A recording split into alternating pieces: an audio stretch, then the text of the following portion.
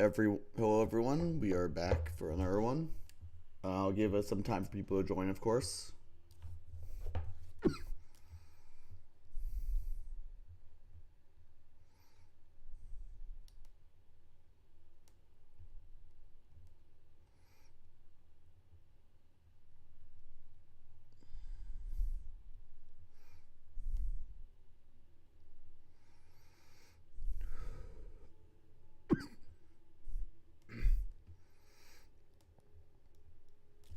I'm not sure if this is someone in chat or if it's just me on my main account, so I can read the chat. Not sure. That's okay. We'll give it until like 6:05.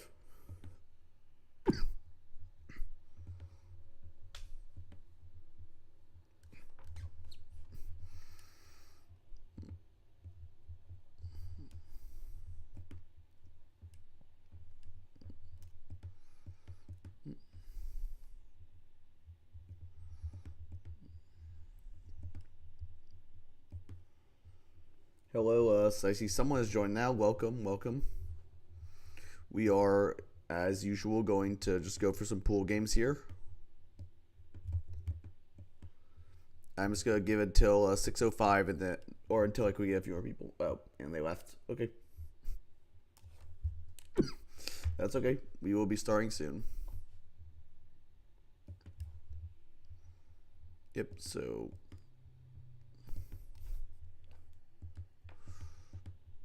Hey.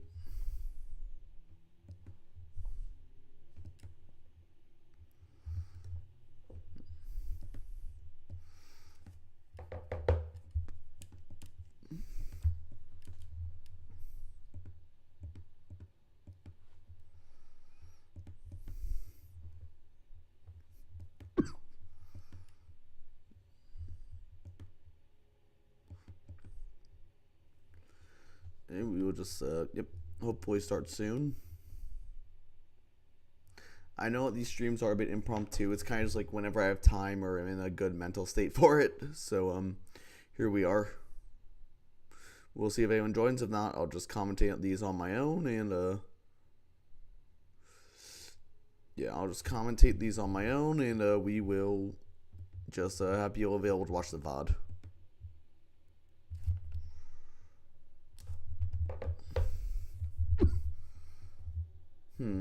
Yep.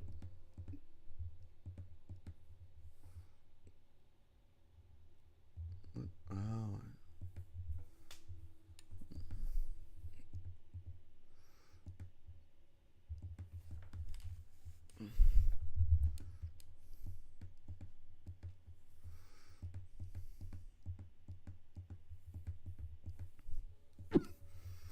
Okay, yep.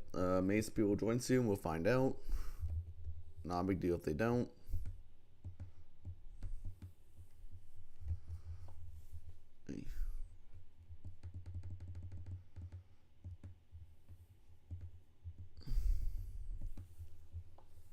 Welcome. I see a couple people joined. Welcome. We will get started in just a couple minutes here.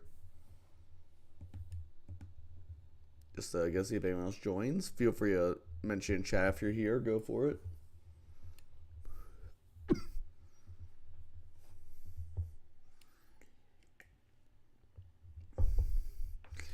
Yeah, I guess I'll just get started now. Why not? So let's start from here. First match of the day is Blahaj Blast versus Andre. So let's get right into it. So we see Suicune Mirror, which is always interesting. Means they're both probably gonna be running Calm Mind and Roar. That's pretty common on this in this matchup. It's pretty common here. Then we also see this this Infernape here, which once the Suicune gets well, if Cresselia can get eliminated, Infernape does have a actually looking here. It's not that great, especially with the Dugtrio there too. Sorry if I'm a little less in anything. I'm a little out of it today, but I wanted to get these out for y'all. Roserade looks decent here. Obviously, if you can put the Registeel to sleep, you can start spike stacking. There's no spin blocker, but oh wait, no, there's a Gengar. Duh. So Gengar is an okay spin blocker. Dodonphan obviously doesn't want to take Assurance or Head Smash, but that's okay. And yeah, Victory Bell I think is a pretty solid matchup here. Being able to potentially hit the Suicune with strong physical grass stab is really nice. Purugly definitely could come as a way to like outspeed Gengar because otherwise there's something else that does that. If he can predict the Shadow Ball and come in on that and then may get off a big hit on something, it could be good positioning. The Uxie looks a little difficult for Bahaj to break outside of the Gengar. So if Andre can remove the Gengar, potentially like a fat Calm Mind Uxie or just like a defensive set in general could be very strong here. Crest is definitely annoying as it is in pretty much every matchup, but something like a Trick Room can neutralize it. Yeah, so pretty basic one, nothing too crazy on here. Let's just hop into the game, I guess. Let's go right into it. Bahaj on the left, Andre on the right. So we're just going to get rocks up with Uxie as Registeel comes in. Registeel getting rocks up on the Donphan as in comes the Gengar. And Donphan just a quick head smash, knocking out the Gengar straight up, which is very good for this Uxie. And because lefties didn't even take that much in recoil from it, it like only took like 35 and healed some off. Uxie is going to go sleep from the sleep powder, so that is going to neutralize it for the time being. But Uxie is fine enough that it can generally afford the sleep turns. We see Rosa gave a Toxic Spike, then the Suicune's going to get paralyzed. If this thing doesn't have rest, that could be not ideal. Albeit it also, like, it means it's not getting toxic. And Roserade comes in on the boom. I think it might have been going into use aromatherapy there, so that means that it going down is really big. It means the Suicune is staying paralyzed. In comes the Rotom and the Dugtrio. Rotom just fires a small Shadow Ball, does a tiny bit to Registeel. And double into Dugtrio on the Donphan. Interesting. Dugtrio's get Earthquake. That's probably banned if it's doing that much, but Donphan is going to still get up the spin, which is what matters with the Roserade down. No more Toxic Spikes. And he successfully avoided getting anything poison from them, which is really big. And so he's just going to fire a Hydro Pump, but it's not going to kill the Registeel. So he probably has to switch out Fear of Toxic. Rotom is the trick, as I expected for the Cresselia here. Yeah, it's a Custap Berry, and Registeel is now walking to Shadow Claw. And Suicune is going to come in. And that Shadow Ball is going to bounce off. It's going to do nothing. Even with a crit, that would only do like 30. So Suicune can start setting up here if it wants. And he is going to Calm Mind, as makes sense. He is a Suicune after all. It is going to be running Roar, and because the opposing Suicune is paralyzed, this Suicune can always roar before the opposing Suicune can move, which is gigantic. So then we see the Hydro Pump knock out the Registeel, and then this Suicune might just win the game here. Banded EQ barely does 50 to the Suicune. For those who don't know, Dugtrio only has 80 attack in this generation, which makes it a lot worse into just bulky Pokemon like this. The 80 attack Banded is a lot weaker than 100. So Crest gonna start Calm Minding, but Suicune's gonna get another one. There's a Spadef drop, but Suicune just roar it out, forcing the Suicune. And it can just spam Roar here, honestly. Or it can Hydro Pump. As the opposing Suicune is also packing Roar, forcing in the Uxie. With Uxie asleep, this Suicune can click Rest. Smart. And Uxie's gonna wake up and get off a second trick. A Scarfing the Crest is huge. Oh my god. Double Trick Scarf is really good prep. It's like it's going to do 9, and so we can just set up on this too. So it's probably going to Calm Mind here. I will say I don't love Hydro Pump Ice Beam here because you're only giving yourself 24 attacking moves worth of PP into pressure. So you only get to use 12 attacks, which might not be enough. So we can just go Roar, bring in the Crest, Suicune again, but this and the opposing Suicune can once again Calm Mind here. And we do see just a Sleep turn as it's spamming Roar. Welcome, I see a couple more people joined. Welcome. You are watching a Suicune mirror, so that's always fun. Anyway, we are going Hydro Pump, and as the last Hydro Pump, meaning Suicune, this Suicune that's set up only has Ice Beams left. We do see the Roar bringing the Infernape, so obviously that's not ideal for either of them really, but he can just U-turn here, getting off a huge chunk into Crest. Crest now dies to Rocks. So in comes Suicune. Suicune's just gonna double into Uxie, that makes sense. On the Psychic, see what it wanted to walk into. But with this Crest being Scarfed, it can't really do much anymore. You just go U-turn out, knock out the Cresselia. I assume just dropping the Rotom. Yeah. Dropping the Rotom. We know it's offensive, so Thunderbolt almost definitely... Well, no, Thunderbolt definitely kills on 35 since it is lefties. It is actually faster, though. Suicune is faster, but it's not going to matter. Thunderbolt does way too much damage. And while it's burning the Sleep Turn, Rotom will knock it out. So it's a pretty big 4-0 win for Andre here. I will say the Head Smash Donphil is pretty heads up. I really like that. And the double Trick Scarf makes a lot of sense into a team this passive with Registeel, Cresselia, Suicune. All three of which can be setup sweepers, so locking them into their setup moves is really strong. Like Curse or Calm Mind. We didn't really see much of an Fairy, but it's kind of for things. I don't love Hydro Pump Ice Beam as the attacking moves on this. I really don't.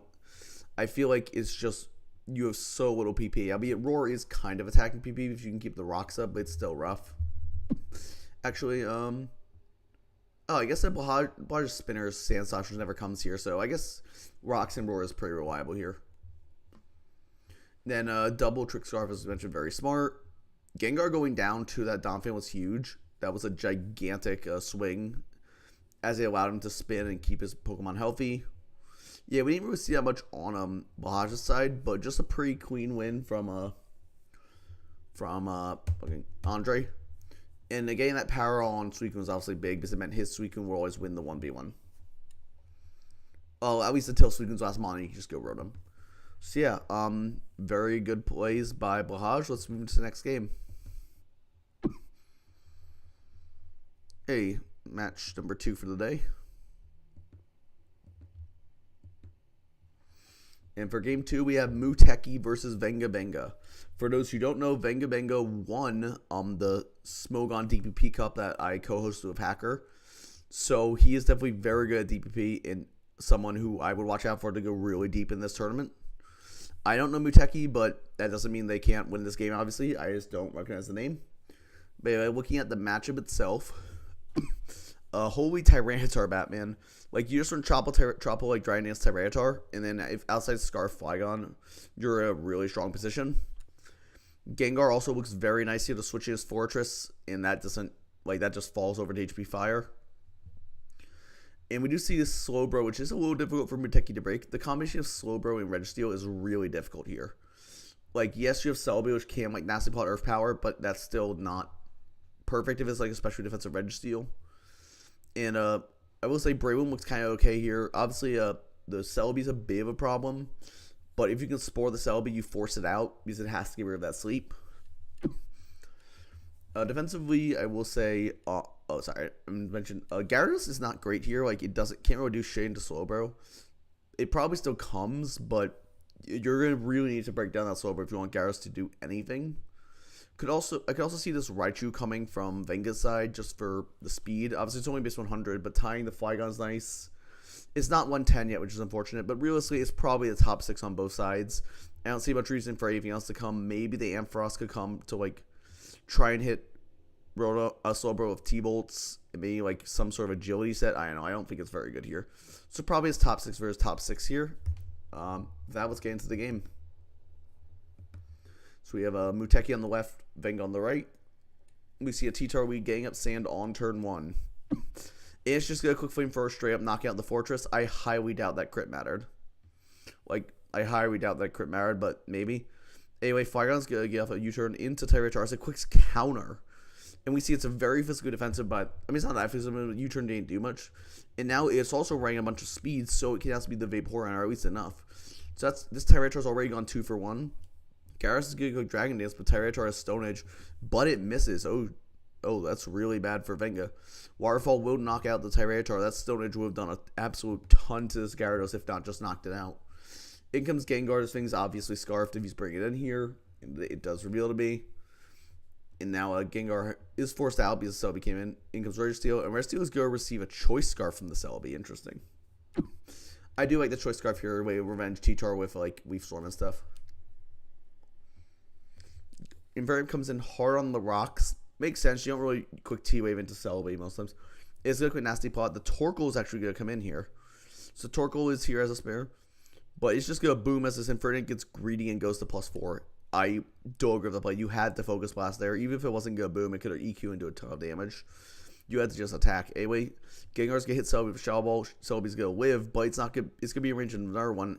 Even the recover and the lefties don't really do much. So Gengar's gonna knock it out. The Split Drop really did not matter there. So just a 2 Pokemon for Muteki. In comes Flygon. In comes the Registeel. Flygon's pretty much forced to lock it out, Rage, yeah. And now assuming this Registeel has Ice Punch, this Flygon is going down. And, just a seismic toss, but still, like, Flygon's locked in, so it has to take another 34 after. That is an unfortunate crit, means it's in range of another Outrage. You can't lock back into it, but he's going to get confused, which is rough. Braum's going to come in. Flygon is going to hit 7 Confusion. I mean, that's how it goes at 50% in this gen. It's going to snap out. Outrage is not going to kill the Braum. And Braum's going to kick Swords Dance. So now it can just heal up. It can Mach Punch through this Flygon here. And Gyarados can probably take a hit, but it's still not great positioning. And I don't think Gyarados can win this endgame on its own with the Scarf Gengar in the back. I mean, that's the attempt dragging this, but Facade's going to knock it out.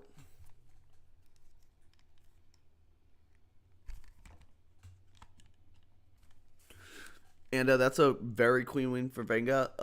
I just think Muteki honestly played that early game really poorly, unfortunately. It is what it is, but yeah, he definitely did not play that early game very well at all. And Venga just got such a huge lead at the start that it was not really recoverable. That explosion onto Infernape, which was the one mon that could really still make progress here, was really big. Obviously, the Infernape had to attack there. Like, it can't risk it. It has to focus busting. Yes, you're risking, like, a miss, but it's better than just dying. Like, I think you just have to focus blast there. But a very good win from Venga, showing why he won a Smogon Cup with, like, this heads-up T-Tar set with counter to cover the U-turn. Yeah, with Toad Damage with free attacks. Scarf Gengar was being very good in this matchup. Just a very dominant win from Venga. And that's a good start to his tournament. Let's move on to the next game. Matchup number 3. And we have Ace versus King Eevee. So I don't know if these players have any accolades. Eevee's a good friend of mine, but I don't think he has any like DP accolades or anything. And Ace I just don't know that well. But that's okay. So we're gonna start with a Metagross Mirror. And I will say Ace Metagross looks a little better here because Eevee's check is like Claydol, which isn't as sturdy as something like Blastoise into Metagross. So, but both of them look very strong in this matchup. I will say that the Kingdra from Ace is terrifying here. Like, Water move, Ice move, HP Electric just smokes this team. And even outside like Scarf Electro, nothing can really deal with it. I guess, like, Bandit, Speed Entei, but if Kingdra's running some bulk, that's not going to do that much. The Snorlax also looks pretty strong here. Yes, there's the Breloom, but there's not much I can break outside of that. If it starts cursing, Eevee's lack of special offense could become a huge problem here. His team is incredibly physically based. The only real special attackers are like Electrode and I guess Claydol, but Claydol is not really an attacker at all. We do see, though, on Eevee's side, the Entei does look decent here. Obviously, there's okay fire resist, but like I can see us. Actually, no, never mind. Looking again, it's not great. Frostlass's spikes could be helpful here, but Blastoise is a really reliable spinner, and it can 2-hit KO Frostlass pretty consistently. And Frostlass, yes, it can T-Bolt it, but Frostlass, if it's like a fighter, Blastoise might not 2-hit KO with T-Bolt. Snorlax is obviously, as I mentioned, pretty scary. Yes, there's a Breloom, but if Breloom gets low or we just remove it, Snorlax is in a very strong position. I will say Ace's Uxie also looks pretty difficult for King Eevee to break if it's a physically defensive set. Just with like T-Wave, Rocks, etc. So I do think I have to give the matchup advantage to Ace here pretty far. But it's definitely not unwinnable for Eevee. He's going to have to position his Gyarados really well, though, to be able to pull off a sweep. And also make good progress with Metagross early without booming it. Because he's going to need it to break multiple things. So that's about it. I can see Electrode coming as well just because of the rain. If you want to throw a Scarf Thunder Wave for the Kingdra, it makes a lot of sense. But we'll see what happens. Let's get into the game. So we have Ace on the left and Eevee on the right. Jolteon and Breloom. And Joy is just like substitute on turn 1. Interesting. Let's get a Shadow Ball, do a ton of damage to the Claydol by with that crit and Earthquake, obviously. And now Eevee does just stack the Claydol. I don't know if I agree with stacking the Claydol. Like, I know it's low, but I feel like having the spin option later will be really big. Jordan's going to get the full para on Metagross with Thunderbolt. That's extremely unfortunate. It would have just gone down to that Earthquake. And Rocks are going to go up, and he is going to boom his Metagross. I don't know if I like that, because Uxie still has some health left, and you're using your Metagross, which is your primary breaker. Electro's going to hit HP Ground, expecting the Jolteon campaign, but Uxie's just going to stay in and Rain Dance. In comes the Frostless, but now U-turn, that crit's not going to matter in the long term. In comes Kingdra, and I'm not sure what you can do about Kingdra. Dragon Pulse is just going to knock out the Frostless here. In comes Breloom, but Breloom is not going to want to take this hit. Yeah, Dragon Pulse is a flat 91. Breloom does put you to sleep. It's not One Berry, so Kingdra has been neutralized. And now Breloom's going to Focus Punch and do a lot to Uxie, but doesn't even knock out. It's a very physically defensive Uxie. And obviously, at 16, Breloom's just going to go down Psychic. This is looking pretty much over. Obviously, that Full Power on Metagross was really rough. Uxie's going to, in comes Gyarados is going to DD, but Uxie can just U-turn out and I assume bring in, Metagross, yeah. And it's going to Dragon Dance again. He kind of has to go for the Hail Mary, but Thunder Punch is going to hit it. It is going to live on a tiny bit, but A's are a priority. But if it needs the priority, Metagross is Shuckle Berry, so it lives the Earthquake.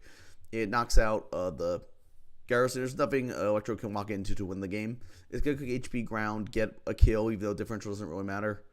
And also, I would have just gone into Uxie there and just started clicking Psychic, because this thing cannot touch you.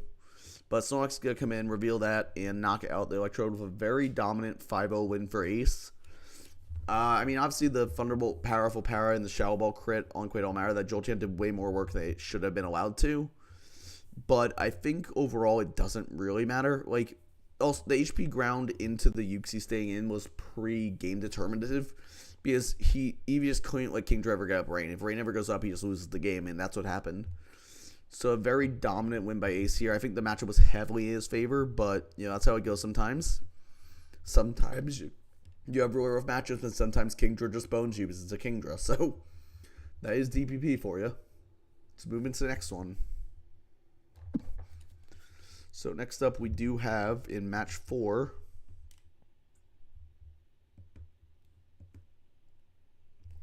We have I'm just gonna say Yisu, because that's their Discord handle, because I have no idea how to pronounce this. I'm sorry. If this person would like to enlighten me later on how to pronounce that, I would happily in your third game pronounce it that way. But we're about to watch 2 of your games, so I'm just gonna call you Yisu for these 2. And then on the other side, we have Blaze. Blaze recently won a DPP league I was a part of, a 40-person one, so he went all the way with players such as myself, Duras, Haze, Evander, and Pokegame. So definitely not someone we can take lightly here. However, this Heatran is very scary. Yes, you have Arcanine, but it doesn't take Earth Powers that well. Yes, you have Feraligatr, but it doesn't allow it to switch in and risk getting burned.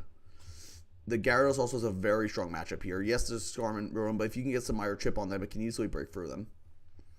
We do see this Rotom into a team without many good Ghost Resist. It can just Hydro Pump through the Heatran, so I can even see a Scarf Rotom being really good here. It also checks the Gyarados by revenging of T-Bolt being faster. Even with Wakandberry, Gyarados takes a ton from T-Bolt. It might just go down after Rocks unless it's pretty bulky. We do see this Gengar into a team of Ghost just Skarmory. Again, Ghost types are his very strongest matchup with Steels that they can break through pretty easily. Gengar can just Thunderbolt Skarmory, and nothing else can really take a Shallow Ball after that very well. Arcanine can come in on it, but it doesn't really want to. I will say the Donphan is a pretty good spare as we saw into Gengar if it's Ring Assurance or Head Smash. If it's not, this could be tough. And the Toxic Spikes from the Tentacruel could be really annoying for Arcanine and for Alligator. Hitmonlee can also come. That's maybe a bit of a better spinner here because it has Foresight, but still. I think because the spinning is rough, Shedinja can't ever come because of the Toxic Spikes. I think this is a pretty simple matchup, though. Celebi is interesting. I don't love Celebi here, but it's going to come because it's a Gator check, and you need a Gator check here because it's very strong in this matchup. It's not terrible here. I just don't think it's the best Celebi matchup I've seen, but Yo-Yo can still definitely make stuff work. It's a Celebi. So let's just get right into the game. We have Yisu on the left and Blaze on the right. So we see a Heatran and a Uxie lead. And Uxie is just going to trick the Heatran Scarf. Gets the Rocks up, but Heatran Scarf is actually kind of scary in this matchup. I bet you are guaranteed your Rocks up now, but it could be problematic later. Gengar's just Shadow Ball and just one-hit KO that Uxie. It might be Specs if that did that much. It's going to Shell again, and it might not be specs, but I'm just knocked out. Head smash to go almost knock out the Gengar, but it's right at least a bit of bulk to make that a roll. And Donphus go down. In comes for Alligator. We take rocks on our Gyarados. For Alligator's going to Dragon Dance, but it's no way it's going to knock out this Gyarados. It's going to go Dragon Dance again as the Gyarados Dragon Dance, but surely it lives a hit from +1. Gyarados, yeah, it's good. Oh my god, that is a huge crit. That crunch doing E2, that would not have 2 killed otherwise. And then we just have to sack our Gyarados. That's a very unfortunate defense drop. And this brings out +2 speed. In comes the Celebi. Does this just win? No, Celebi's super fat and lives the +1. And just knocks out the Gator with Energy Ball. That's a very unfortunate crit. Obviously, Gyarados would have been able to knock out the Feraligatr and live on a little bit and maybe do something later if he can spay away the rocks. We do see Arcanine just extreme speeding. Makes sense. Celebi is very low. But in comes the Skarmory, and Magnastorm is just going to destroy it. The fact that he had to switch out means that the Arcanine is definitely choiced. He's just... And Yusu's going to sack off the Gengar. Bring in the Tentacruel. It does a tiny bit of chip to Rotom, but it's going to take a T-Bolt here. This Rotom is looking pretty good in this endgame, but we do see the Electivire come out. Is going to get the speed boost. That'll be awesome, but everything I really. It's going to click HP Ghost as the Rotom reveals a Seaberry. Wow. But now that we know it's a special attacker, this Will-O-Wisp isn't going to make much of a difference. Another HP Ghost will come out and knock out the Rotom here. And even though it's taking 22% from Life Orb and Rocks, Life Orb and a Burn doesn't matter. Arcanine's going to... Realistically, I think Arcanine had to lock into E-Speed there. But, the Heatran's too healthy, so it doesn't matter. Yeah, Electivire is going to clean up the game. The crit on Gara did hurt really badly, I agree. But a good win for Yisu. That Feraligatr was very scary, but he did manage to pull it out. Nothing too crazy prep-wise. Trick Scarf Uxie into Fire teams makes sense. It's 17 years. We didn't see that much. Just Yisu playing pretty well. And just pushing his advantage to ensure he can win that endgame. HP Ghost, Electivire is pretty interesting. I don't see that much, but I guess you need something to hit Rotom if you're going to bring it at all in this matchup. So that makes sense. So a good win by Yisu. And our exact... Oh, I know. Well, his next game's coming up later. It's. I thought it was back-to-back. But anyway, on to game number 5, where we do have Pokology versus God's Drunkest Driver. So Pokology is, I believe, a very good ADV player. So he's trying to stay a DPP here.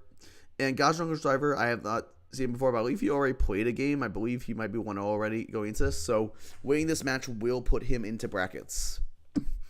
So I noticed this Dugtrio is actually very strong here. Raikou into Raikou Heatran. If Kingdra's Rain ends, it can knock that out. It can do pretty good damage into Gallade. This Dugtrio is very strong in this matchup. And then secondly, the Dragonite's insane here. +1 EQ will kill Heatran through Shucka and nothing takes an Outrage. Gengar also looks very strong here. Yes, there's a Gastro on Heatran, but if you predict right with HP Ground or Energy Ball, you can smoke through them. Scarf is very likely here as a way to outspeed the Flygon. And then on Pokology's side, Heatran is okay here, but it is a bit tougher to make progress into Blissey even with Taunt in this generation just because of how fat Blissey is. And Magnastorm only doing 6% instead of 12% damage each turn. Raikou is pretty solid. It's forcing a Shucka here because of the Dugtrio, but if you can remove that and you can remove the Blissey, it's pretty good. Flygon is almost definitely Scarf for the Dragonite. You just can't run our sets here. You don't have a choice. And Kingdra obviously does look very strong here. The only real check is Bronzong, and Bronzong does get worn down pretty easily. So repeated Surfs and the Rain can really take it out. And you can even maybe run Protect to scout for Explosion if you really want to. I can even see, I don't think Kingdra needs an item here. I can even see, running Chill-on-Berry for the Bronzong. And yes, the Blissey can still come in, but you do have ways around that with, a Dragon Dance Rest set. So Kingdra looks very strong here. Gallade is also very good here. This is a very offensive matchup on both sides because there's no real fighting switch in on Drunkest side. We just see Gallade just clicks Ice Punch and Dragonite will just go down. And I believe it's a speed tie, so it's a risk for Dragonite to come in at all. And it does have Shadow Sneak for the Gengar as well, so Gengar can't safely revenge it. So this is going to be a very, very aggressive matchup on both sides. I do appreciate the Ghastly and the Abra. That's very cute. But let's get into the game. So we have Pokology on the left, and on the right we do have a God's Drunkest Driver. So it's going to reveal to be Life Orb Flygon turn 1. U-turns out on the Bliss. He has a bit of chip. Rocks are going to go up as the Heatran uses Magma Storm into him, only doing 87. That's got to be a boosting item. Himily's got a quick high jump kick. I don't really get why you would run high jump kick in this generation. It's only 100 base power. Like real. Oh, he's reckless. He's reckless high jump kick. But even then, I believe close combat does the same amount of damage as reckless high jump kick. Still has 120. It's getting Galaxy get off the Earthquake, and then Himily's get off the Earthquake into Galaxy do a ton of damage. Shallow Sneak, but it's gonna be rocks as well. It's gonna be Life Orb as well, and the Dragonite just E-Speed pick it off. Bronzong is pretty safe to come in. It reveals to be special Flygon. A big Draco Meteor crit, putting this thing down to 50%. But at -2, Flygon can't do shit to it even with Fire Blast. U-turn out, take more chip. In comes Heatran. As the Bronzong calls that switch and goes for Earthquake, getting a ton of damage on it, Heatran will now go down to rocks. Reveals Custap and booms, but Goshawk Driver has his number and gets on the boom. We see HP Dragon Gengar. Interesting. That is technically the strongest move to hit it. Slightly stronger than Shadow Ball and Sludge Bomb. Dragon's going to come in and pick off another Model of Extreme Speed. And this Dragon's looking really strong in this endgame. We see Gastrodon come in. Dragon's going to Dragon Dance. But we see Curse Gastrodon. Oh my god. I actually really like that sight in this matchup, but it might be too late. Dragon's going to get Outrage. Does 24. It does 76. Curse is not going to let it live that even after lefties. And this game is over. We know that the Flygon is Life Orb, not Scarf. I really would have brought Scarf here, so Outrage is going to knock out the Flygon. The free turn Outrage, if you only got a 2-turn, maybe you could have done something, but I don't think so with the Life Orb. Flygon would sort of chipped itself too quickly. So pretty dominant win here, only 17 turns. Pretty dominant win from a Gastrodon Driver. I believe this does lock him into brackets, so congratulations to him. And yeah, I mean, this was a very aggressive matchup as we expected. We knew D9 was going to be very strong. We knew Gengar was going to be very strong. We knew Heatran was going to be very strong, etc. So, I mean, it's just how the game went. I mean, I'm not surprised. I think it was a pretty even matchup, but Gastrodon Driver just kept the pressure on the whole time and didn't let up. And that's how you have to play matchups like this. You have to just stay on the gas, not give your opponent a chance to set up or recover at all. And that's what he did and was very effective in doing that. E-Speed also proving an invaluable tool in matchups like this. The things that makes Dragonite so good in this format is having the strongest priority moves illegal. It might actually be the strongest priority in the game. I'm not sure. I think off the top of my head it's up there. Outside of like Ubers, obviously like Eco Rock is different, but hello Coop, welcome. Yeah, so so pretty clean win by Gastrodon Ghost Driver here. I don't know why I keep forgetting his name. Probably because it's really weird, but that's okay. Let's go on to Game 6. On to Game 6 here.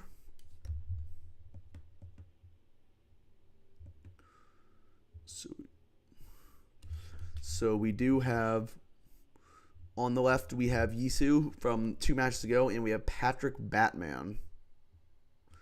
So we do see here, I'm just checking one thing. So we do see both a Gengar mirror and the Gengar on Patrick's side looks really strong here. The Umbreon on Patrick's side does kind of neutralize Yisu's Gengar though, but it's not still like able to do stuff. It's just not as good. I really like Patrick's Azelf though. Some sort of offensive set with HP Ground just is very strong. Even like just Life Orb like Psychic HP Ground like U-turn is very difficult for Yisu to deal with, and the speed advantage is huge outside of like Scarfers.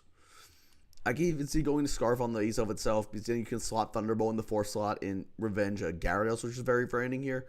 Because Gyarados is incredibly problematic for Patrick's team. I mean, yes, it's a Brave, but like Ice Fang does really hurt, and Earthquake will just straight up shred through Tentacruel at +1. This Manectric is very strong as well, though, because the electric community on Yisu's side is just Electivire. And yes, Electivire is a little scary here, and giving us speed boost isn't great. But I still think this metric is pretty likely to come. If it comes, it might be Scarf again for the Gyarados, because Gyarados is very frightening. This is actually a pretty solid Celebi matchup if you go like a calm mindset. Not much can really revenge you outside of like physically offensive Azelf. I can even see running Tangaberry for that. And the Heatran on Yisu's side is obviously very strong. There's not much I can deal with it. You can trap in the Umbreon, which just get Baton Pass, whatever Baton passes into will take Magma Storm chip as well. So that's very strong. Yeah, so I'd say Yisu does have a bit of an advantage here, but the Azelf on Patrick's side can definitely do work, as can the Gengar. So let's get into the game. Yisu on the left, and we have Patrick on the right. So we do see an Azelf lead into the Heatran. Azelf does just quick U-turn, so it might not have HP ground, or it might just be scouting for it's probably scouting for Shucka. Heatran is gonna miss the Magma Storm on the Tentacruel. It's only 70% accurate this gen.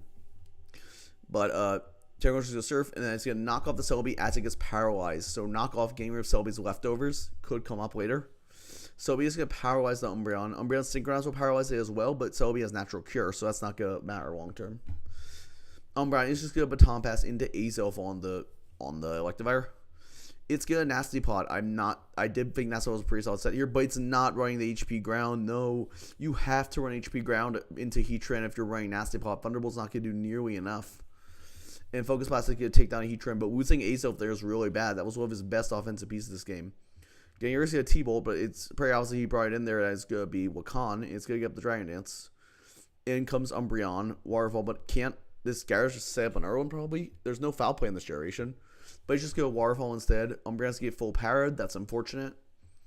Because Umbreon could have Toxic. Oh, and he had Sucker Punch in the last slot. Or Protect, but probably Sucker Punch and just gets full parried again. That's very unfortunate. In comes Arcanine. He's going to E-Speed, but that's not going to do enough to Gyarados. But it can knock it out with a second one. However, he is going to preserve the Gyarados since there's no rocks or anything up. It's very wise to do it. And Gengar gets a free switch in. In comes the Tentacruel. Shadow Ball's going to do only 25. It's a very fat Tentacruel. Electivire is going to come in as the Tentacruel gets up a Toxic Spike. I mean, the only Pokemon really that cares about Toxic Spikes is the Electivire. The Thunder Punch will knock it out. In comes Arcanine, gets off the Intimidate. And the other Tentacruel is going to absorb those. Honestly, I don't think Patrick needed to set up the Toxic Spikes at all. I think that was kind of a waste of a turn. And in comes the Breloom on the Tentacruel. Does Tentacruel have Poison move? Breloom is going to substitute. And it does have Sludge Bomb. That's very strong in this endgame for Yisu. Yisu is going to spore the Tentacruel. But what does he do to it now? I guess he's going out Gengar. That makes sense. In comes Celebi. Celebi is going to go out to Gyarados for the sack. This is why he preserved it earlier. Very smart. And now in comes the Gengar from Yisu. But he is Kasib Berry, so it does knock out the opposing Scarf Gengar. Interesting. And then we see Arcanine come in. This Gengar is going to quick Destiny Bond. Oh, God. And that's going to take out the Arcanine. Breloom cannot win this endgame on its own. That's a very good bring from a Yisu. And, yeah, Patrick's just going to forfeit as Celebi can easily knock it out with Psychic or Tuikio. And can't really do much back to it. He can only just switch around. So, a nice dominant win from Yisu. He's done very well in both games. I really like the Kasib Berry Destiny Bond. Smart. Just, pretty basic prep, but he did what he needed it to do. Patrick, I think he really threw in prep by not running HP round, but he was also running U-turn. I think, honestly, if you're going to run Aspot set, you might even cut Thunderbolt. I would almost just run Psychic HP ground as your two attacks in U-turn, because U-turn still has a ton to Celebi. And then, you out just use something else to revenge Gyarados, like a Scarf Gengar, for example, which you had. Yeah, I don't understand not running HP ground if you want to use it as a breaker here. Because you're just, as we saw, it's not going to do that much to Heatran with me. Thunderbolt. Yeah, it only did 51 at +2. You